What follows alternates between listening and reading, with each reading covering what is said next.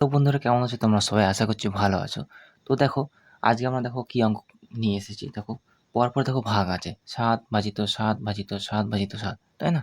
তো এই অঙ্কগুলো কিন্তু ম্যাক্সিমাম ছেলেরাই কিন্তু ভুল করে, তাই না? তো কিভাবে আমরা করব এটা এবং সঠিক প্রসেস কি সেটাই কিন্তু আজকে আমরা শিখব, তাই না? অনেকে কি করবে ৭ এর সঙ্গে ৭ এর ভাগ করবে, নিয়ে ১ লিখে দেবে। আবার এই ৭ এর সঙ্গে ৭ এর ভাগ করবে, ১ লিখবে। আর এই মাঝে ভাগ থাকবে, ১ এর সঙ্গে ১ এর ভাগ করে ১ কিন্তু উত্তর করে দেবে। কিন্তু এটা কিন্তু রং প্রসেস, এটা কিন্তু নয়, তাই না?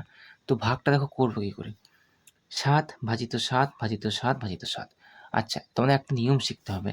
যদি ভাগ থাকে না, ভাগ ধরো ২ ভাজিত ৩, তাহলে এটা নিয়ম কি? একটা নিয়ম আছে যে ভাগ যদি থাকে না, তাহলে এটা ভাগটা আমি গুণ চিহ্ন করে এই ৩ কে কিন্তু উল্টে দিতে পারি।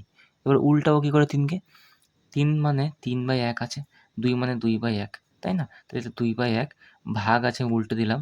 এটাকে এবার ১/৩ আমি লিখতে পারি। এটি কিন্তু নিয়ম। তোমাদের শুধু এই নিয়মটুকু মনে রাখতে হবে, ঠিক আছে? কি বললাম? ২ ভাজিত যদি ৩ থাকে, এই ভাগ চিহ্ন কিন্তু গুণ চিহ্ন পরিবর্তন হয়ে যে পরের সংখ্যাটা কিন্তু উল্টে যায়, ঠিক আছে?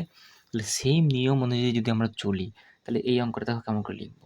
৭ আছে, ভাজিত আছে না? তাহলে ভাগ করলে কি করব?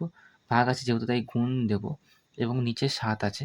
তাই ৭ আছে বলে আমরা ১/৭ লিখব। তার কারণ এখানে নিচে কিছু নেই মানে ১ আছে, তাই না?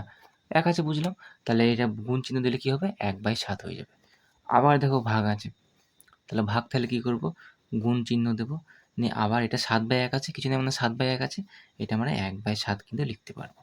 আবার দেখো এটা ভাগ আছে, মানে এটা আমরা কি করব? গুণ চিহ্ন দেবো আবার সেই ঘুরে ফিরে। তাহলে গুণ চিহ্ন দিয়ে আবার কি করব? ১/৭ কিন্তু লিখব। ঠিক আছে, বোঝা গেছে? আচ্ছা, আর এটা কি? এটা হচ্ছে ৭/১, মনে রাখবে। কিছু না মানে ৭/১। এবার দেখো ওপর নিচে দেখো কাটাকুটি চলে যাচ্ছে দেখো। নিচে একটা ৭ আছে, উপরে একটা ৭ আছে। তাহলে এইটা আর এটা কিন্তু কেটে যাচ্ছে, তাই না? তাহলে দেখো উপরে কি পড়ে রইল? এখানে ১, মানে ১, ১, ১, ১। ৪ টা গুণ করলে কত হচ্ছে? ১ হচ্ছে, তাই না? আর নিচে দুটো ৭ পড়ে আছে। তাহলে ১/৭ সাথে কত হবে? ৪৯। তাহলে ১/৪৯। বাস, দেখো এইটা কিন্তু আমাদের উত্তর হয়ে গেল, তাই না?